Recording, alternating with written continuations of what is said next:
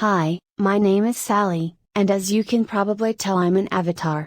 I work for Pat and Warner, and they run Warner's tree surgery. Warner has been treating sick trees for over 50 years, and Pat has been answering the phone, talking to the customers, and lining up work, and basically doing everything else that needs to be done. Warner is making a series of videos that hopefully contain all the things he's learned about trees over the last 50 years. This is the first one. It's about the danger the ash fly poses to Tenaza trees. If you would like to help us get the word out to other people, this would be a good time to like this video and subscribe to our channel, thank you. Over 40 years ago, California, Arizona and New Mexico instituted a program to get rid of the ash fly, because it was so destructive to trees and commercial crops. The ash fly basically gets in anything with the leaf, and this tiny insect can completely defoliate at least 40 species of trees. The ash whitefly has a 60-day lifespan, but for 55 days it's an aphid-like creature that is too small to see with the naked eye. The adult winged insects are just barely visible. In the past, California, Arizona, and New Mexico were successful in eradicating this pest with a combination of poisoning neighborhoods, crops, and orchards, and importing the ash fly's natural predator, a very small wasp, but at this time, as far as I know, nothing is being done about them.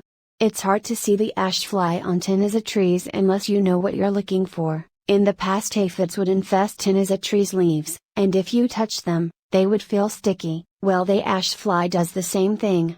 So, if your Tenaza tree's leaves are sticky and you live in Maricopa County, Arizona, you probably have the ash fly. The difference between the ash fly and the aphids is the ash fly will turn the Tenaza leaves white, and if you know what you're looking for, before that happens, the top leaves of the Tenaza tree will look a little weird.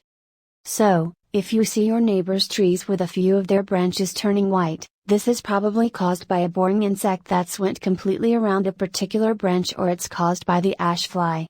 In order to control the ash fly, you need to poison the trees. You also need to start fertilizing your trees on a regular basis. I'm going to tell you which poison to use in a minute, but first you need to understand that the poison I recommend has nitrogen in it, and too much nitrogen is bad for trees. So, you need to put the poison down, and then 6 months later you get a good general purpose fertilizer, and you treat the trees with it. If you live anywhere within 30 miles of Mesa, Arizona, you need to get Warner out to treat your trees with something that will kickstart their immune system. You see, every cell of every plant has enzymes that dissolve fungus, bacteria, and viruses, and because the ash fly has been in your trees, those enzymes have been depleted. So, Warner needs to inject medicines into the tree that will kickstart the healing process right away. You can protect your trees by treating them with Bio-Advanced Tree and Shrub, which you can get at Home Depot. This is a terrible poison, is so bad it was taken off the market for professionals to use, but thanks to some sneaky politicians, it was grandfathered in, so a 10-year-old kid can walk in and buy all he wants. Anyway, if you know it's toxic, you'll be fine, just don't go sticking your hands in it and licking your fingers.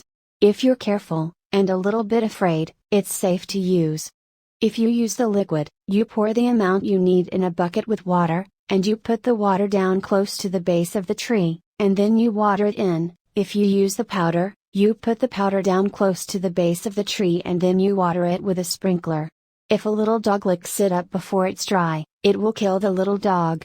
So, make sure animals and children are kept away from it until it's dry. You only need to put it down once a year, and in 3 years, if you do it yearly, you will not only get rid of the ash fly, but it will also get rid of all the boring insects in a tree. There's one more thing I need to tell you. Every place in the world where it rains, the water falls off of the trees at the drip line, and because that's where the water falls, that's where the roots that pick up the micronutrients develop, and all the instructions you get for the fertilizers tell you to put the fertilizer out at the drip line. In Maricopa County, Arizona, the roots have developed where the tree has been getting water all its life, and that's where you need to put the fertilizer. So, just ignore the instructions, and do it the way I just told you. Also, while we're on the subject, our garages and sheds get 140 degrees in the summertime. This damages the fertilizer, so you need to keep the fertilizer someplace cool in the summer, And if you've got fertilizer that's been in the garage or shed in the summertime, you need to get rid of it. Well, that's about it. I hope this helps you with your trees. Please subscribe to this channel and hit like, and if you live within 30 miles of Mesa, Arizona and you want Warner to come out and look at your trees, just give us a call. The number is 480-969-8808. Thanks and goodbye.